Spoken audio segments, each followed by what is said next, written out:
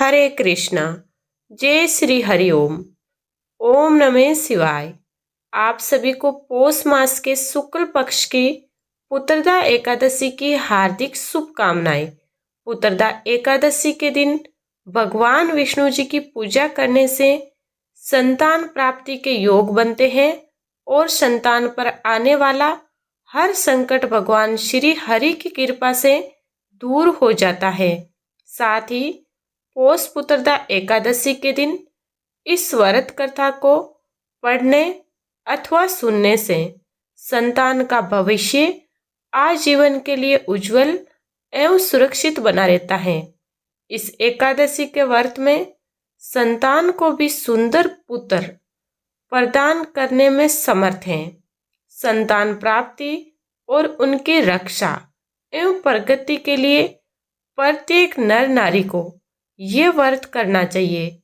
आज सूर्यदर्शन चक्रधारी भगवान विष्णु जी के नारायण स्वरूप की पूजा की जाती है। तो आइए अब सुनते हैं पुत्रदा एकादशी की व्रत कथा और आरती। महाराज युधिष्ठिर ने भगवान श्री कृष्ण से पूछा, हे भगवान, आपने सफला एकादशी का माहात्म्य बताकर बड़ी कृपा की है। अब कृपा करके ये बताइए कि पौष शुक्ल एकादशी का क्या नाम है, उसकी विधि क्या है और उसमें कौन से देवता का पूजन किया जाता है। भक्त वत्सल भगवान श्री कृष्ण बोले, हे राजन, इस एकादशी का नाम पुत्रदा एकादशी है। इसमें भी नारायण भगवान की पूजा की जाती है। इस चर और अचर संसार में पुत्रदा एकादशी के व्रत के समान दूसरा कोई व्रत नहीं है। इसके पुण्य से मनुष्य तपस्वी, विद्वान और लक्ष्मीवान बनता है। इसकी मैं एक कथा कहता हूँ, सो तुम ध्यानपूर्वक सुनो। भद्रावती नामक नगरी में सुकेतमान नाम का एक राजा राज्य करता था। उसके कोई भी पुत्र नहीं था। उसकी स्त्री का नाम सेव्या था। वह निसंतान होने के कारण सदैव चिंतित रहा करती थी। राजा के पितर भी रो रो कर पिंड लिया करते थे और सोचा करते थे कि इसके बाद हमको कौन पिंड देगा। राजा को कोई भाई बांधव, धन, हाथी, घोड़े, राज्य और मंत्री, इन सब में से किसी से भी संतोष नहीं था। वह सदैव ही यही विचार करता रहता था कि मेरे मरने के बाद मुझको कौन पिंड दान करेगा। बिना पुत्र के पितरों और देवताओं को ऋण में कैसे चुका सकूंगा। जिस घर में पुत्र ना हो उस घर में सदैव अंधेरा ही रहता है। इसीलिए पुत्र उत्पत्ति के लिए प्रयत्न करना चाहिए। जिस मनुष्य ने पुत्र का मुंह देखा वह धन्य है। उसको इस लोक में यश और परलोक में शांति मिलती है। अर्थात उनके दोनों लोक सुधर जाते हैं। पूर्व जन्म के कर्म से ही इस जन्म में पुत्र और धन आदि प्राप्त होते हैं। राजा इसी प्रकार रात दिन चिंता में लगा रहता था। एक समय तो राजा ने अपने शरीर त्याग देने का निश्चय किया, परंतु आत्मघात को महान पाप समझकर उसने ऐसा नहीं किया। एक दिन राजा ऐसा ही विचार करता हुआ अपने घोड़े पर चढ़कर वन को चल दिया तथा पक्षियों और वृक्षों को देखने लगा। उसने देखा कि वन में मृग, वाघ, शुअर, सिंह, बंदर, सांप आदि सब भ्रमण कर रहे हैं। हाथी अपने बच्चों और हथनियों के बीच घूम रहा है। इस वन में कहीं तो गिद्दड़ अपने कर्कश स्वर में बोल रहे हैं, कहीं उल्लू ध्वनि कर रहे हैं। वन के दृश्यों को देखकर राजा सोच विचार में लग गया।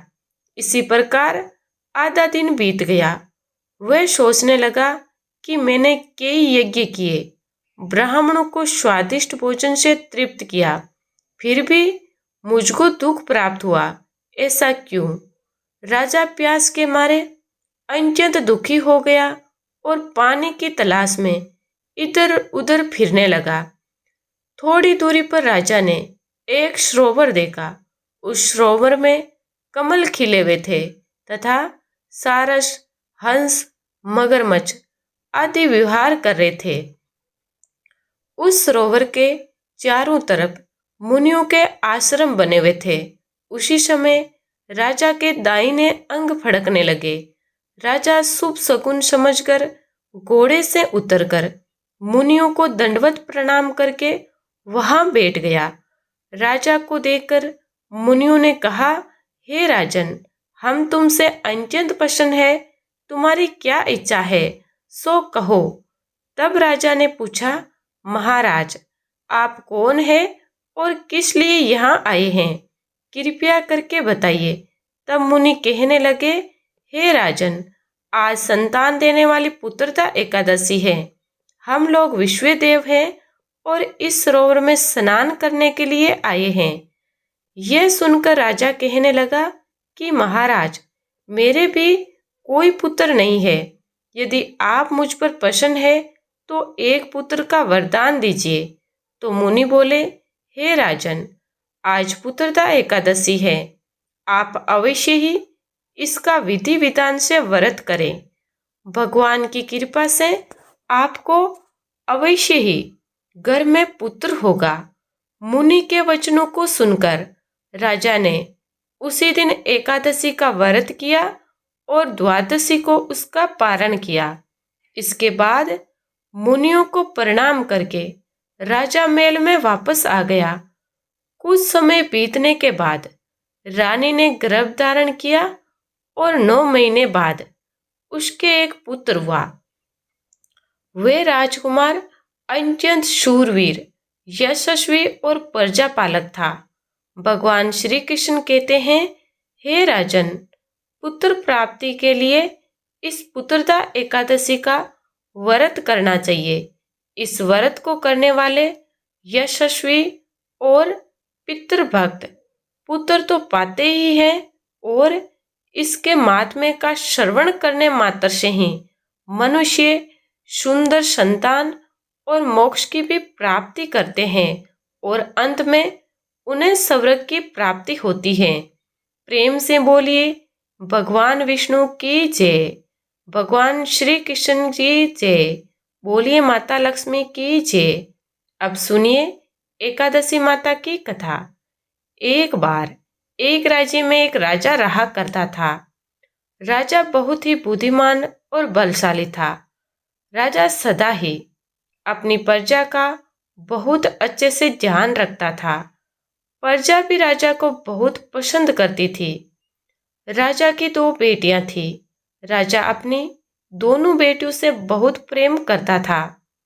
राजा की छोटी बेटी देखने में बहुत सुंदर और आकर्षित थी और राजा की बड़ी बेटी छोटी बेटी के मुकाबले थोड़ी कम सुंदर थी।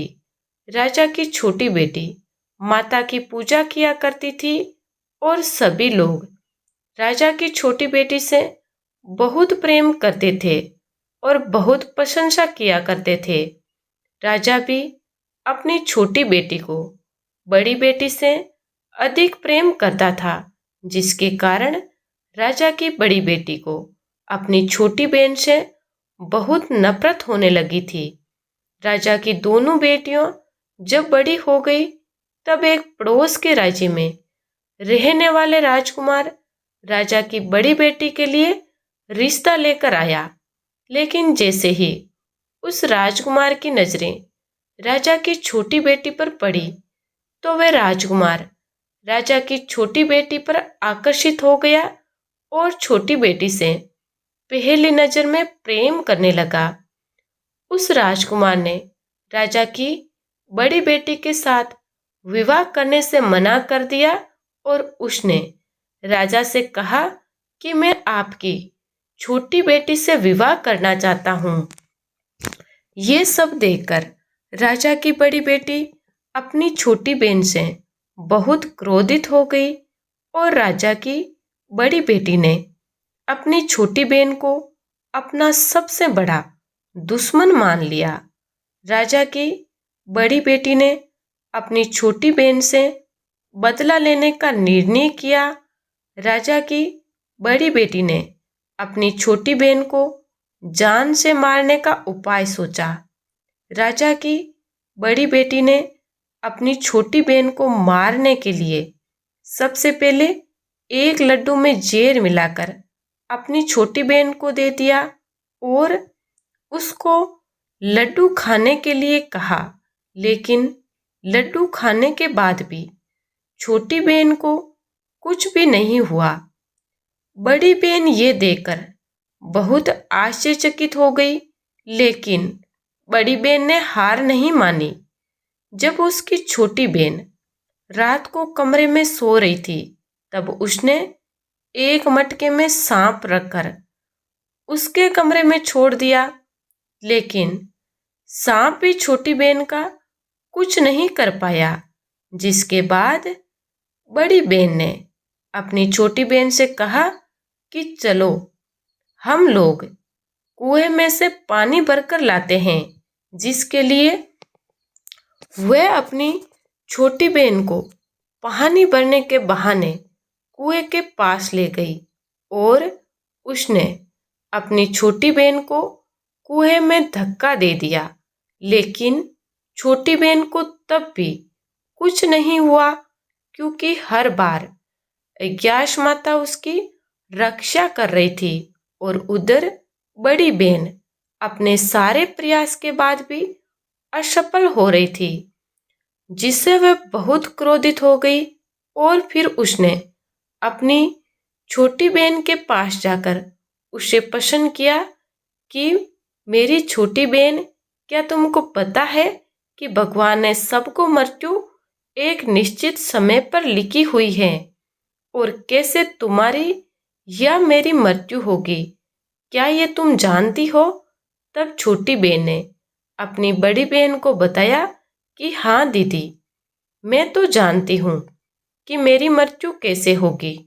छोटी बहन से ये सब बातें सुनकर बड़ी बहन मन ही मन बहुत प्रसन्न होने लगी और उसने अपनी छोटी बहन से कहा कि तो मुझे अपनी मृत्यु का राज बताओ। तब छोटी बहन ने अपनी बड़ी बहन को कहा कि मेरी मृत्यु तो एक तोते में है। जो तोते के गले में एक हार है, उससे मेरी मृत्यु होगी। जब तक कोई भी व्यक्ति तोते को मारकर उस हार को अपने गले में पहनेगा तो मैं मूर्छित हो जाऊंगी, और जैसे ही उस हार को अपने गले से उतारेगा तो मैं वापस से जीवित हो जाऊंगी। अपनी छोटी बहन की मृत्यु का राज जानकर बड़ी बहन बहुत खुश हुई और उसने अपनी छोटी बहन को मारने के लिए उसके पालतू तोते को ढूंढना शुरू कर दिया। और छोटी बहन को इस बात का आभास हो गया था कि कोई उसकी जान लेना चाहता है, जिसके लिए वह अपने पिताजी के पास गई और उसने अपने पिताजी से कहा कि पिताजी, मेरी मृत्यु के बाद आप मुझे मत जलाइएगा, बल्कि आप मुझे अपनी पुरानी वाली हवेली में एक पलंग पर लेटाकर छोड़ दीजिएगा। अपनी छोटी बेटी की ये बातें सुनकर राजा बहुत आश्चर्यचकित हो गया। राजा ने अपनी छोटी बेटी से पूछा कि बेटी, तुम ये क्या कह रही हो? तब राजा की छोटी बेटी ने बताया कि पिताजी, समय किसी के लिए नहीं रुकता। क्या कब किसको हो जाए, इसका किसी को कुछ नहीं पता। फिर राजा ने अपनी छोटी बेटी से कहा कि तुम ऐसी बातें क्यों करती हो? 2-3 दिन के बाद तो तुम्हारा विवाह है। लेकिन छोटी बेटी ने अपने पिताजी को ऐसा करने पर मजबूर कर दिया और उनसे वचन ले लिया। राजा ने भी अपनी छोटी बेटी की बात स्वीकार कर ली और 2-3 दिनों बाद जब शादी का समय आया, तब राजकुमार बारात लेकर राजा के घर आया और राजकुमार और राजा की छोटी बेटी का विवाह शुरू हो गया। जैसे ही राजा की छोटी बेटी राजकुमार के साथ फेरा लेना शुरू हुई तो उसकी बड़ी बहन अपनी छोटी बहन के कमरे में जाकर उसके तोते को पकड़ लेती है और उसको जान से मार देती है। तोते के गले में जो हार था उसको अपने गले में धारण कर लेती है और जैसे ही बड़ी बहन उस हार को अपने गले में धारण करती है तो उधर छोटी बहन 3 ही फेरे ले पाती है और वहीं पर बेहोश होकर गिर जाती है। जिसके बाद राजा ने बड़े बड़े वैद्य हकीमों को बुलाया और अपनी छोटी बेटी का इलाज करने के लिए कहा। राजा की बात सुनकर जब वैद्य ने छोटी बेटी को देखा तो राजा को बताया कि आपकी छोटी बेटी ना तो जीवित है और ना ही मरी हुई है। ऐसा मैं पहली बार देख रहा हूँ। राजा ने वैद्य और हकीमों को ये बात बार बताने से मना कर दिया और उनको कहा कि अगर तुमने ये बात किसी को बार बताई तो हम तुमको फांसी दे देंगे।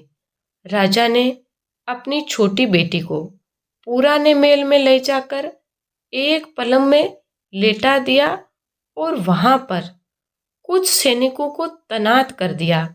जिसके बाद राजा वापस अपने महल पर आ गया। राजा की बड़ी बेटी अपने पिताजी के पास आई और कहने लगी कि पिताजी, अगर ये शादी संपन्न नहीं हुई तो आपकी इज्जत का क्या होगा? आप कहें तो मैं आपकी इज्जत बचाने के लिए राजकुमार से शादी करने के लिए तैयार हूँ। जिसके बाद राजा ने अपनी बड़ी बेटी की बात मान ली और राजा ने बड़ी बेटी को छोटी बेटी के कपड़े पहनाकर मंडप में भेज दिया।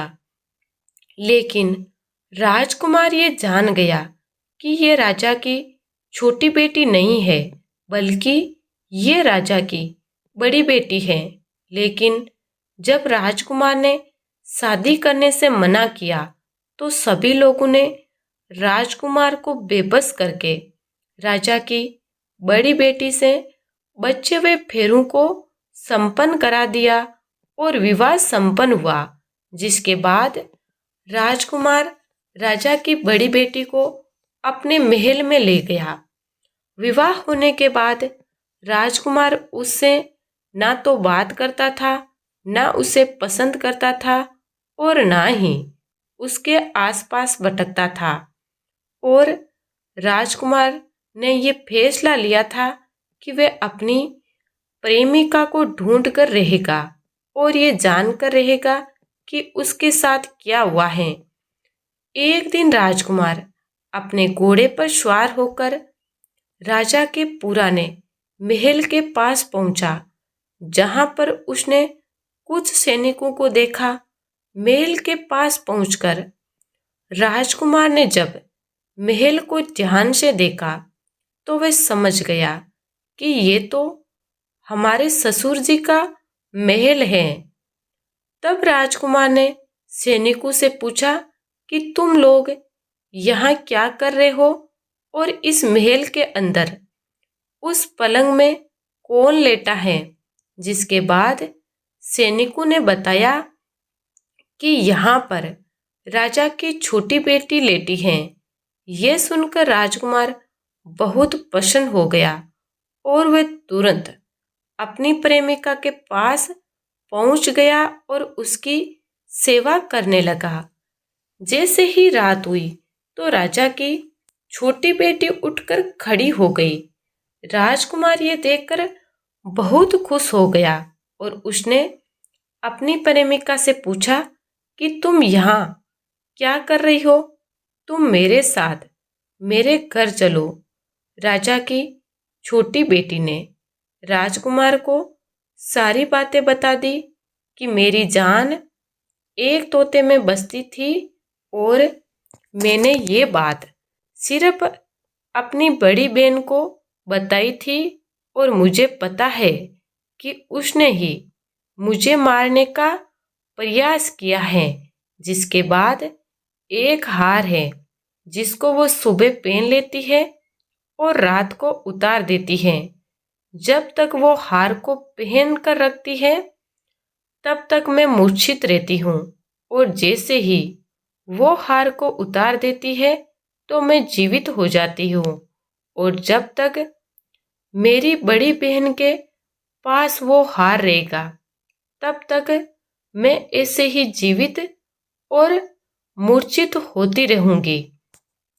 अगर मेरी बड़ी बहन के पास जो हार है वो मेरे हाथ लग जाए तो मैं हमेशा के लिए जीवित हो जाऊंगी। राजकुमार ये सब बातें सुनकर राजा की छोटी बेटी के पास रहने का निर्णय ले लेता है और उसने अपने बचे हुए सारे फेरे उस पलंग में लेटी हुई राजकुमारी की छोटी बेटी के साथ ले लिए और अपना विवाह पूर्ण कर लिया और वहीं पर वो रहने लगा। देखते ही देखते कुछ समय में राजा की छोटी बेटी और राजकुमार की पत्नी गर्भवती हो गई। एक दिन राजकुमार को किसी काम से बाहर जाना पड़ा।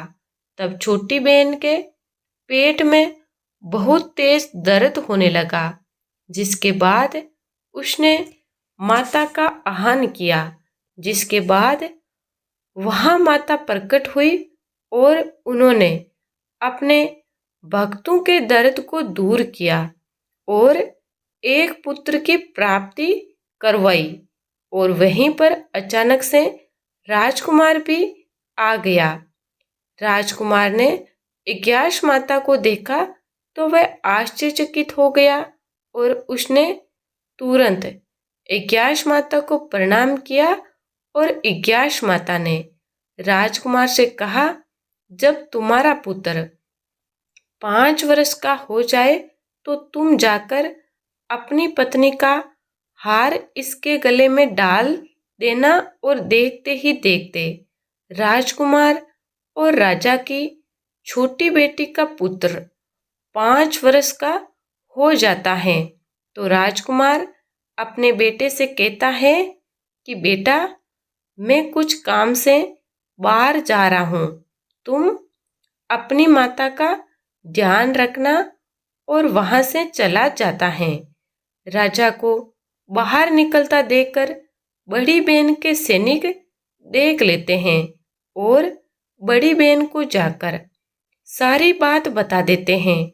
जिसके बाद बड़ी बहन अपनी छोटी बहन के पुत्र को वहां से उठवा लेती है और उसको मरवा देती है। छोटी बेटी के पुत्र के 2 टुकड़े करवा देती है। पहला टुकड़ा चक्के के पास छुपा देती है और दूसरा टुकड़ा अपने पलंग के नीचे रख लेती है। अब इग्यास माता भिखारी का रूप लेकर आती है और एक भिखारी का रूप रखकर बड़ी बहन के पास चली जाती है। जिसके बाद वहां पर भिक्षा मांगने लगती है। तो बड़ी बहन अपने नौकरों से कहती है कि जाकर भिक्षा दे दो। लेकिन जैसे ही नौकर इग्यास माता को भिक्षा देने के लिए आते हैं तो माता उन्हें मना कर देती है और कहती है, मैं तुम्हारी महारानी से ही भिक्षा लूंगी। जिसके बाद बड़ी बहन स्वयं ही भिक्षा देने के लिए माता के पास आती है। तब माता एक बिल्ली का रूप लेकर उसके कमरे में चली जाती है और वहां पर छोटी बेटी के पुत्र के 2 टुकड़ों को आपस में जोड़ देती है और उसे जीवित कर देती है। फिर उसे वहां से ले जाती है। राजकुमार अपने बेटे को लेकर अपनी पत्नी के पास जाता है और उससे कहता है कि तुम इसका ध्यान रखना, अगर तुम इस बच्चे का अच्छे से ध्यान रखोगी तो मैं तुमसे बात करूँगा। एक दिन राजकुमार अपने बच्चे से कहता है कि तुम मम्मी से उसके गले का हार मांग लो। तो अपने पिता की बात मानकर राजकुमार का लड़का अपनी मम्मी के पास जाता है और कहता है कि मम्मी, मुझे तुम्हारा हार चाहिए। ये सुनकर पहले तो बड़ी बहन बहुत क्रोधित होती है, पर उसको ये याद आता है कि राजकुमार ने कहा था कि अगर मैं इस बच्चे का ध्यान अच्छे से रखूंगी तो वे मुझसे बात करेंगे, जिसके कारण वह हार उस बच्चे को दे देती है और वह तुरंत हार को ले जाकर अपने पिताजी को दे देता है। और तभी राजकुमार अपने बेटे को लेकर वहां से जाने लगता है और अपनी पत्नी से कहता है कि तुम हमारे लिए खाना बनाकर रखना, मैं शाम को आकर तुम्हारे साथ खाना खाऊंगा। और वे अपने बेटे को लेकर वहां से चला जाता है, जिसके बाद वह राजा के पास जाता है और उनको सारी बातें बता देता है। राजा अपनी बड़ी बेटी की ये करतूत सुनकर बहुत क्रोधित होते हैं और अपनी परवरिश पर ही दोष देने लगते हैं। राजकुमार को अपनी छोटी बेटी के साथ रहने के लिए आदेश दे देते हैं। इस प्रकार अज्ञाश माता की कृपा से राजकुमार और राजा की छोटी बेटी सुखपूर्वक रहने लगे। प्रेम से बोलिए एकादशी माता की जय। प्रेम से बोलिए माता लक्ष्मी और भगवान विष्णु की जय। माता पार्वती और भगवान शंकर की जय। प्रेम से बोलिए एकादशी माता की जय। प्रेम से बोलिए श्री लक्ष्मी नारायण भगवान की जय। आशा करती हूँ आप सभी को पुत्रदा एकादशी का व्रत सफल हो और भगवान श्री लक्ष्मी नारायण जी की कृपा आप और आपके पूरे परिवार पर सदा बनी रहे। आज की ये वीडियो पसंद आई हो तो वीडियो को लाइक जरूर कीजिएगा, शेयर कीजिएगा और कमेंट में श्री लक्ष्मी नारायण जी और एकादशी माता की जय भी जरूर लिखिएगा। इसी के साथ हमारे चैनल को सब्सक्राइब कीजिएगा। प्रेम से बोलिए भगवान विष्णु की, माता लक्ष्मी जी की जय।